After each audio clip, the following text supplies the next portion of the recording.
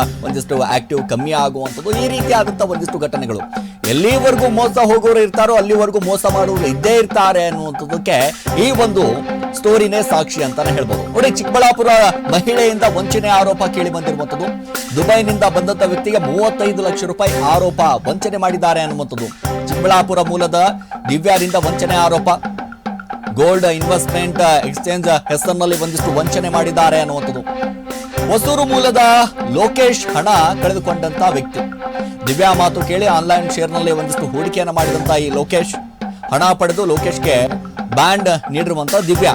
ನೋಡಿ, ಬ್ಯಾಂಡ್ ಅವಧಿ ಮುಗಿಯುತ್ತಿದ್ದಂತೆ ಫೋನ್ ಒಂದ್ ಕಡೆ ಸ್ವಿಚ್ ಆಫ್ ಮಾಡಿದ್ದಾರೆ, ಒಂದ್ ಕಡೆ ಎಲ್ಲೂ ಕೂಡ ಕಾಣಿಸ್ಕೊಳ್ತಾ ಇಲ್ಲ, ಇನ್ಸ್ಟಾಗ್ರಾಮ್ ಅಲ್ಲೂ ಕೂಡ ಇಲ್ಲ, ಫೇಸ್ಬುಕ್ ನಲ್ಲಿ ಎಲ್ಲಾ ಕಡೆ ಬ್ಲಾಕ್ ಮಾಡಿ ಬಿಸಾಕ್ಬಿಟ್ಟಿದ್ದಾರೆ.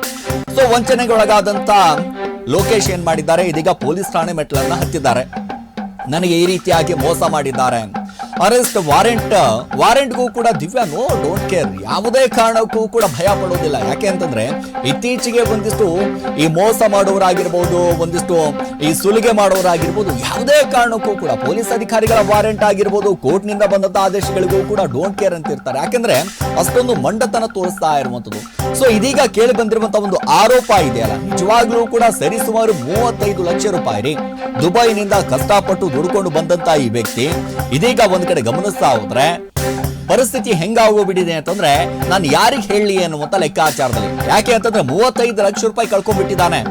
ಸರಿ ಸುಮಾರು 1 ರೂಪಾಯಿ 2 ರೂಪಾಯಿ ಅಲ್ಲ, 35 ಲಕ್ಷ ರೂಪಾಯಿ ಕಳ್ಕೊಂಡ್ಬಿಟ್ಟಿದ್ದಾನೆ.